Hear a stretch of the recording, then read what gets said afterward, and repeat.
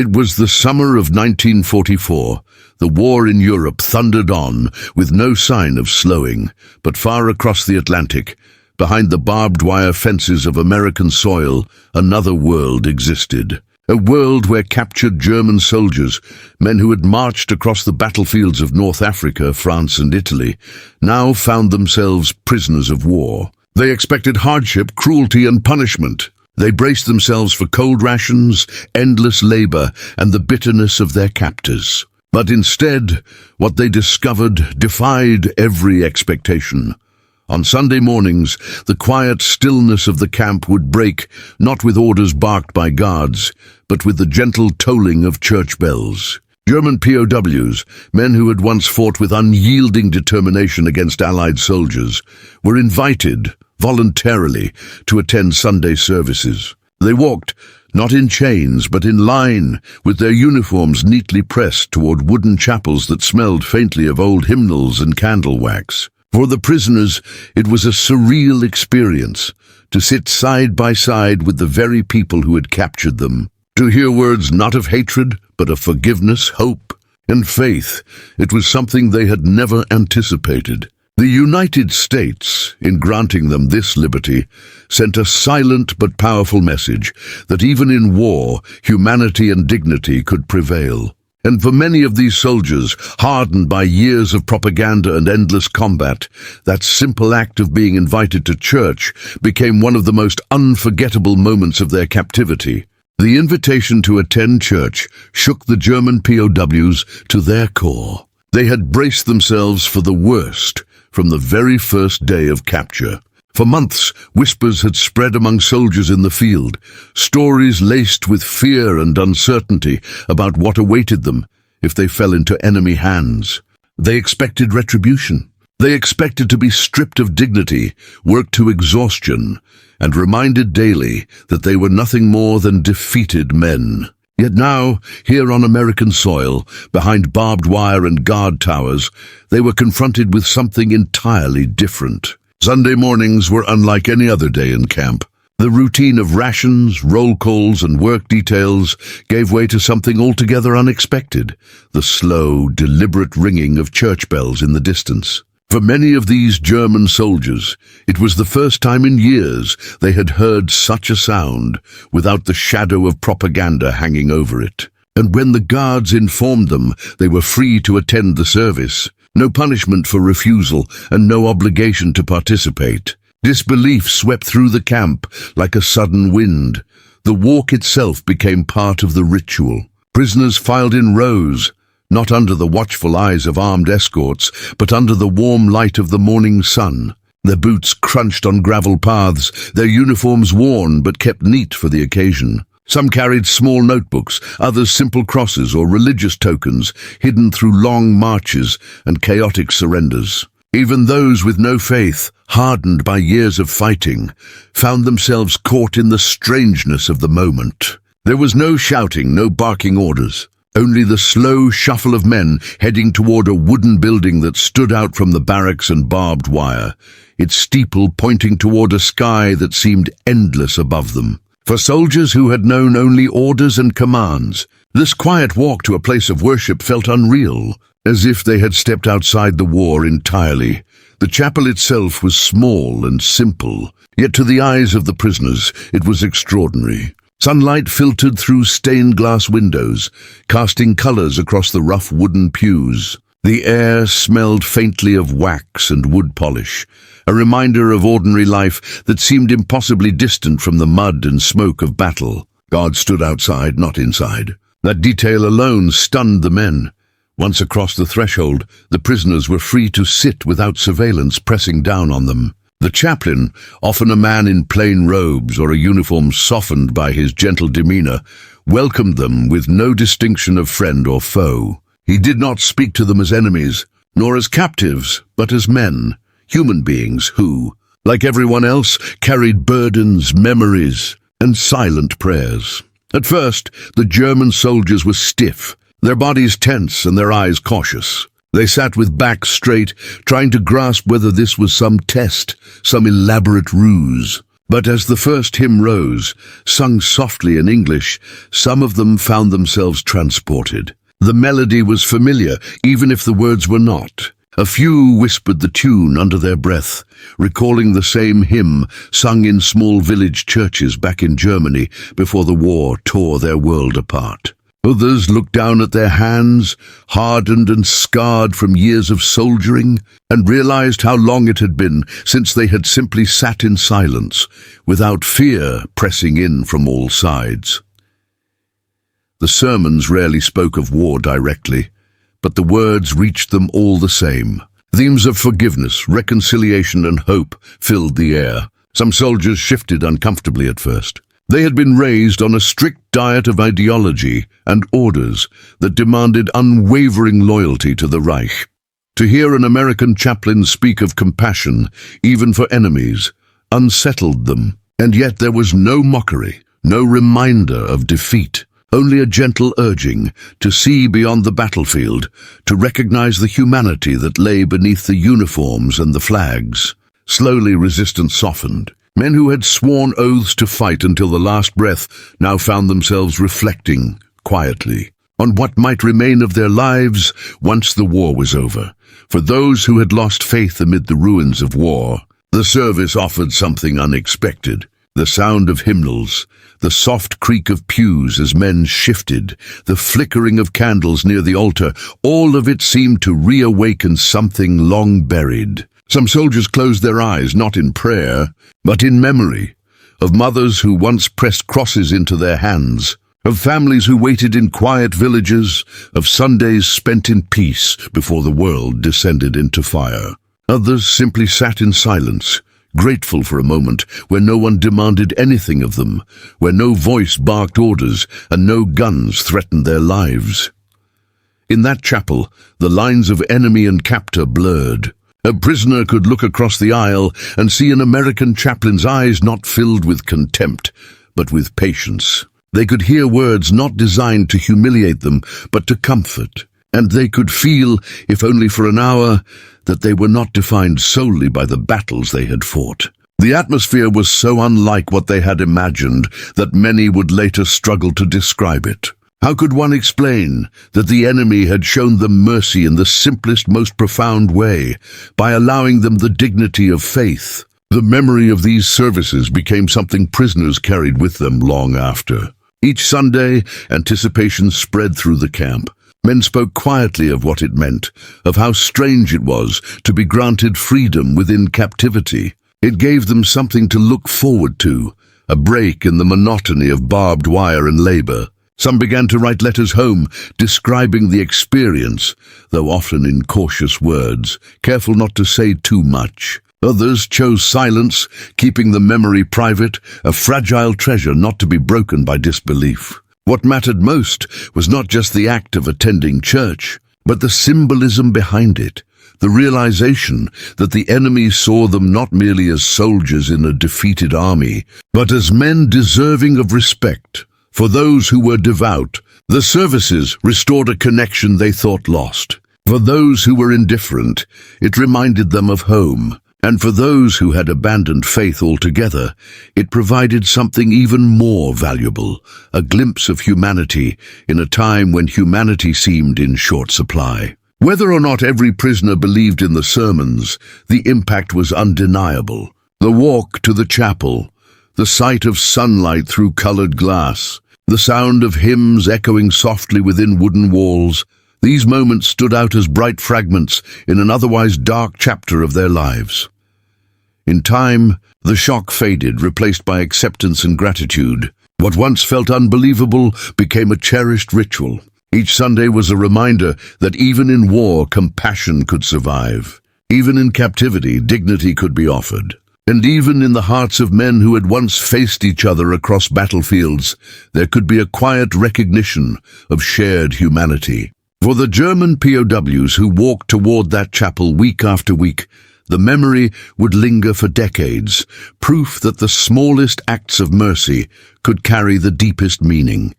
Inside the chapels, the atmosphere was unlike anything the prisoners expected. For men who had braced themselves to be treated as enemies, stepping into the wooden sanctuary felt like entering another world. The building itself was modest: timber walls, a small cross above the altar, a few pews arranged in neat rows, but to the German prisoners it was a place charged with meaning. They had not seen a place of worship outside of their homeland since their capture. Now here they were, thousands of miles from Germany, invited into a sacred space they never imagined would be opened to them by their captors. The moment they crossed the threshold, an unspoken silence settled. Boots scuffed softly against the wooden floor. The air smelled faintly of candles and wax polish, the kind of scent that carried memory. To some, it was the smell of childhood Sundays. To others, it was the faint reminder of a peace that had slipped away years ago. The chaplain who led the service often stood, simply dressed, his voice calm and steady as he greeted the men. He did not speak to them as prisoners. He did not single them out as enemies. Instead, he spoke as though they were ordinary congregants, men carrying the burdens of life, longing for comfort and meaning. His sermons rarely mentioned the war directly. Instead, they focused on themes that seemed both timeless and urgently relevant: hope in times of darkness, reconciliation where hatred thrived, the possibility of a future where enemies could stand side by side without weapons between them. The German soldiers, hardened by propaganda and drilled to see the Americans as merciless, shifted uneasily in their seats at first. How could the enemy, who had captured them, now invite them to hear words of peace? The confusion was real, but slowly something began to change. The sound of hymns filled the air, their melodies rising and falling like waves. Many of the tunes were familiar. Though sung in English, the prisoners recognized melodies they had heard back home, songs carried across borders and traditions, songs that spoke to something beyond nationality. A few men began humming quietly. Others mouthed the words they remembered in German, their voices blending with the English singing until the room was filled with a harmony that neither side had anticipated. In those moments, the sharp line dividing prisoner and captor seemed to blur.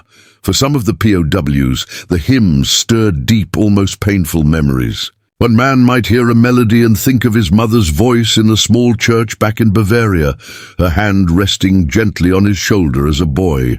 Another might remember walking with his family through snow-covered streets on Christmas Eve, the church bells ringing out across the frozen rooftops. For others, the sound brought grief, as they recalled families left behind in bombed-out cities, uncertain whether their loved ones were even alive. Tears were not common in the barracks, where men hardened themselves against weakness, but in the sanctuary, where candlelight softened the edges of their faces, some quietly wept. They wept not only for themselves, but for the lives they had lost, the humanity they thought buried under the rubble of war. The chaplain's words, too, reached places the men had not expected. He spoke of forgiveness, not as a command, but as a possibility. He spoke of reconciliation, not as a distant dream, but as something that began in small acts, even in the act of sitting together in worship. For men trained to see only enemies, the message was disarming. At first, suspicion lingered. Some prisoners wondered if this was propaganda in disguise, a way to weaken their spirit. But as weeks turned into months, the repetition of kindness began to erode suspicion. The chaplain never gloated. He never reminded them of their defeat. He never mocked. He simply returned each week with the same steady message. There is hope beyond war. There is dignity even in captivity. There is light even in darkness. The simple wooden cross at the front of the chapel became a powerful symbol. It was not draped in banners or adorned with elaborate decoration. It stood plain and unassuming, lit softly by flickering candles. Yet its presence reminded the prisoners of something larger than themselves. For men who had been told their nation's ideology was the highest calling, the cross offered a counterweight, something older, something unbroken by the roar of artillery and the marching of armies. Sitting before that cross, they were no longer defined solely by their uniforms. They were men, weary, searching, and strangely moved by the enemy's willingness to grant them this space. The act of singing together left the deepest impression. Hymns, such as "A Mighty Fortress is Our God" or "Silent Night," echoed differently in that chapel. In Germany, those songs had been sung with national pride or holiday warmth. Here they became songs of survival, of longing, of unexpected unity. One soldier later recalled how, for the first time since the war began, he felt his heart soften when he sang. He was no longer the machine of war he had been trained to be. He was a son, a brother, a human being again. Others spoke of how the music lifted the crushing monotony of captivity. It did not erase the barbed wire, the watchtowers, or the weight of defeat, but it gave them something else, a reminder that they still belonged to a world beyond those fences. There were moments when prisoners exchanged glances with the American chaplain or guards outside the chapel, and something unspoken passed between them, a look that said, "We are not so different." For a soldier who had expected humiliation, the realization was disarming. For others, it was even more profound. It planted the seed of a thought that perhaps reconciliation after the war was not impossible. If enemies could sing the same hymn under the same roof, then perhaps enemies could someday live side by side without hatred. The experience of those services lingered in the prisoners' minds long after the hymns ended. Returning to the barracks, they carried with them the sound of voices rising together, the glow of candlelight, the calm of the chaplain's words. It became a conversation in hushed tones, men reflecting on what it meant, trying to explain to one another how strange it felt to be offered such kindness. Some resisted the feeling, clinging tightly to anger and suspicion. But many could not deny that something in them had shifted.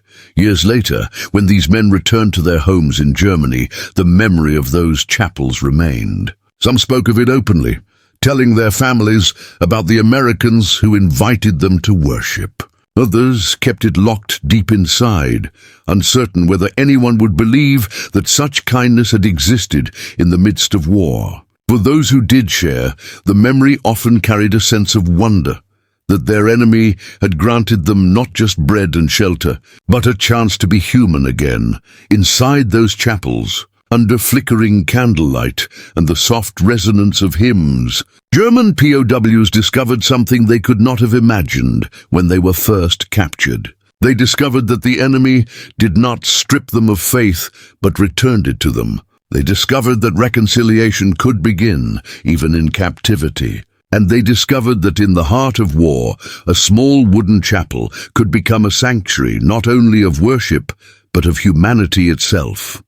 The act of being invited to church every Sunday left a lasting imprint on the German POWs, one that time and distance could not erase. For men who had entered captivity expecting only deprivation and humiliation, the weekly ritual stood as something profound, a quiet reminder that dignity could survive even in the aftermath of defeat. Each Sunday morning became more than just a break in the monotony of camp life. It became a marker of hope.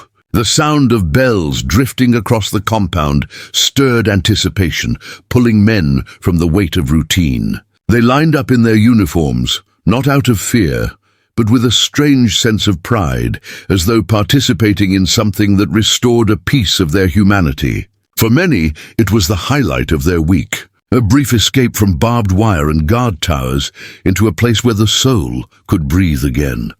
Over time, the ritual took on meaning that reached beyond the boundaries of faith. Not every prisoner was devout.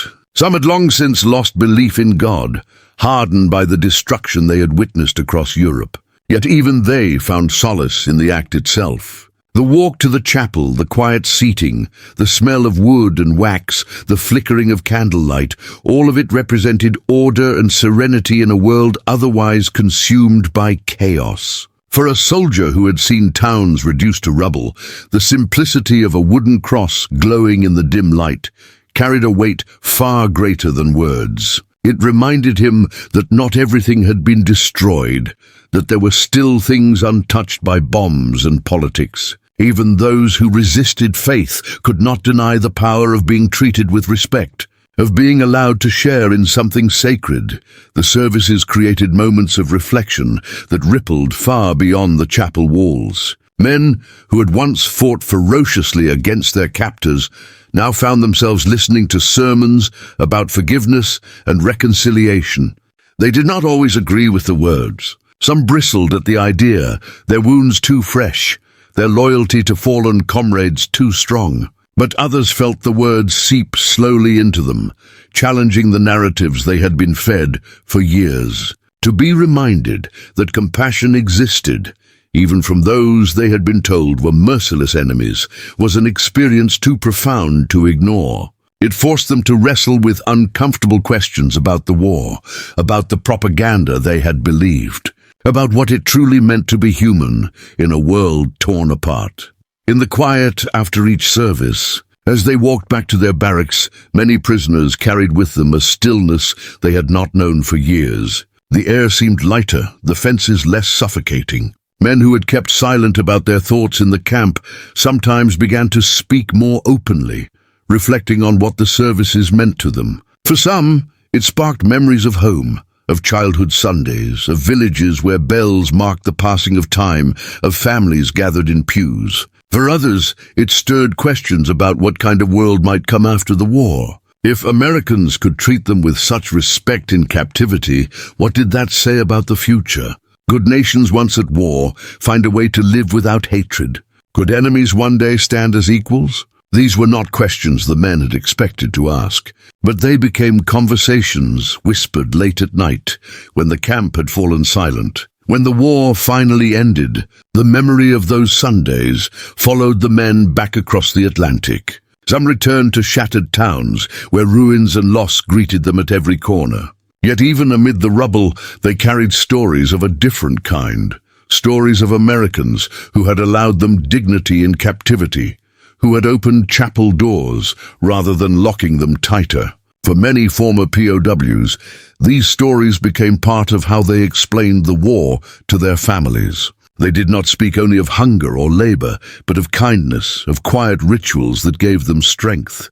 In a Germany struggling to rebuild itself, such stories carried immense weight. They stood as reminders that reconciliation was possible, that not every experience of war was defined by cruelty. Some men wrote about it later in memoirs, reflecting on how the simple act of attending church in captivity shaped their view of the United States. They described the surreal walk through camp gates, the ringing of bells, the sunlight on stained glass, the soft hum of hymns. Others carried the memory privately, too personal to share, but etched deeply in their hearts. And still others allowed it to guide their lives after the war, choosing paths of peace, forgiveness, or even faith renewed. What had begun as a surprising invitation became, for many, one of the most transformative experiences of their captivity. In the end, the act of being invited to church every Sunday was far more than a routine. It was a gesture of humanity in a time when humanity seemed lost. It reminded the German POWs that even in the darkest hours, compassion could survive. It showed them that respect could exist between enemies, that dignity could be preserved in captivity, and that faith, whether in God, in peace, or simply in the possibility of a better world, could still endure. For those men, the memory of Sunday mornings in American camps would never fade. It stood as proof that in the heart of war, mercy had not been silenced. It was proof that humanity, however fragile, had endured.